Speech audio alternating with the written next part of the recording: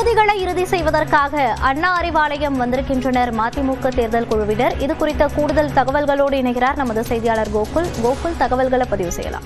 திமுக கூட்டணியில மதிமுகவிற்கு 4 இடங்கள் ஒதுக்கப்பட்டிருக்கக்கூடிய நிலையில எந்தெந்த தொகுதிகள் என்ற பேச்சுவார்த்தைக்காக மதிமுக குழுவினர் அண்ணா அறிவாலயத்துக்கு வந்திருக்கார்கள். நேற்றைய தினம் துரை வைகோ தலைமையில மதிமுக குழுவினர் வந்து பேச்சுவார்த்தை நடத்தினார்கள். ஏறக்குறைய மதிமுகவிற்கு எந்த தொகுதிகள் என்பது இறுதி செய்யப்பட்டிருக்கிறது. இன்றைய தினம் கையெழுத்தாக வாய்ப்பு இருப்பதாக தகவல் சொல்லப்படுகிறது. கடந்த முறை மதிமுக வெற்றி பெற்ற மதுரை தெற்கு தொகுதி மீண்டும் மதிமுகவிற்கு ஒதுக்கப்படலாம் என்ற தகவல் சொல்லப்படுகிறது. மற்ற தொகுதிகள் குறிப்பாக கொங்கு மண்டலத்துல ஒரு தொகுதியும் மத்திய மண்டலத்துல துரை வைகோ நாடாளுமன்ற உறுப்பினராக இருக்கக்கூடிய திருச்சி நாடாளுமன்ற தொகுதிக்குள் உட்பட்ட சட்டமன்ற தொகுதியில ஒரு தொகுதியை ஒதுக்க வேண்டும் என்று மதிமுக விருப்பப்பட்டியல தெரிவிச்சிருந்தாங்க.